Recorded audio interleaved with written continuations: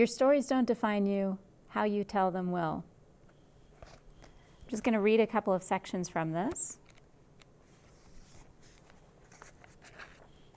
Why do we tell stories? As we sat at the dinner table, our younger son finished gnawing on the chicken bone and proudly held it up to show his dad and me. "Is this a Zadie bone?" We all laughed out loud, remembering with love the way my father would get every last bit of meat off a bone.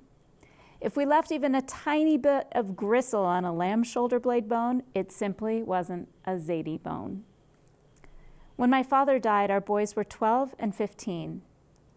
The only way I can imagine to keep my father's memory alive is to tell stories about him, to remind the boys of their experiences with him, and to share some of my own memories of his impact on me.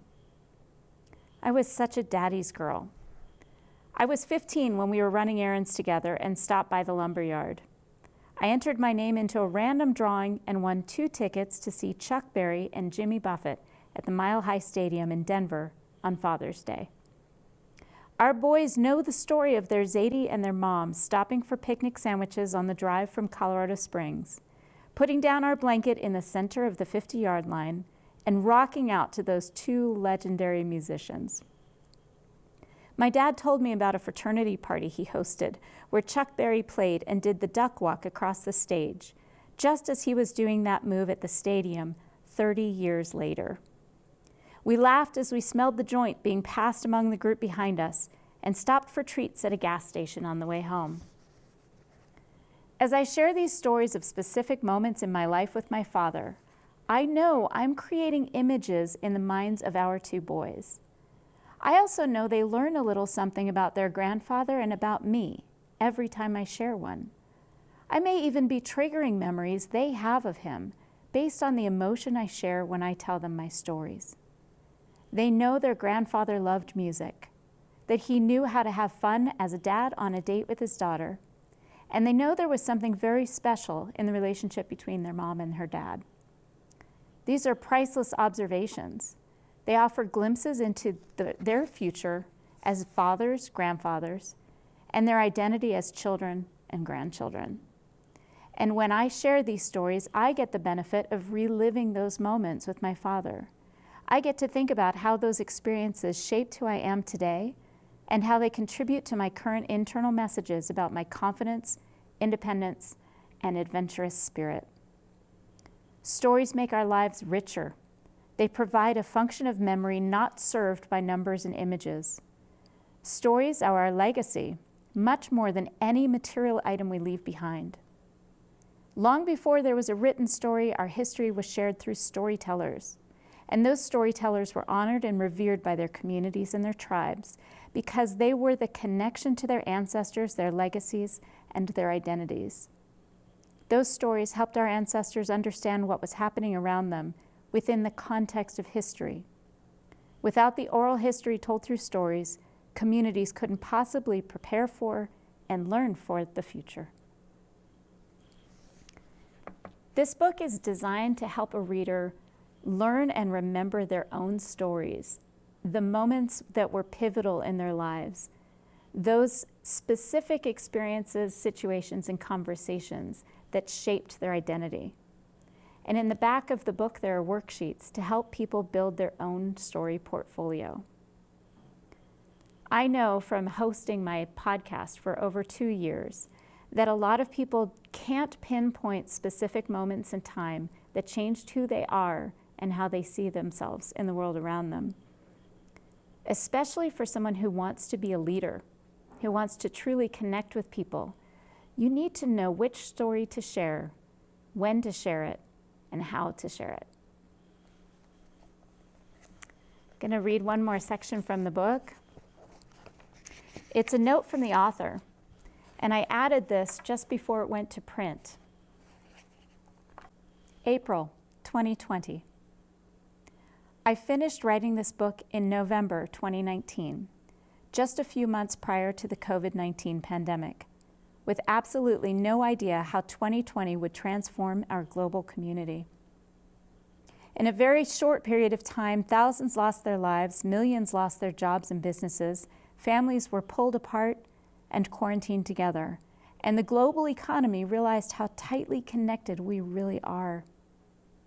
As communities, we saw healthcare workers sainted, bullied, and celebrated when entire cities howled like wolves during shift changes to recognize them for the risks they were taking to care for our sick.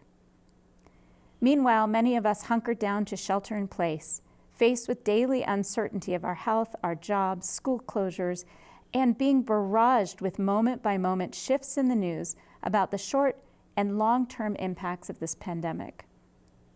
People have found ways to cope, of course, and there have been beautiful stories of families reconnecting and spending quality time together, making meals, taking walks, and reading together. For me, a huge 50th birthday celebration was planned for April of 2020, complete with friends and family coming to Montana from all over the country. It didn't happen, of course.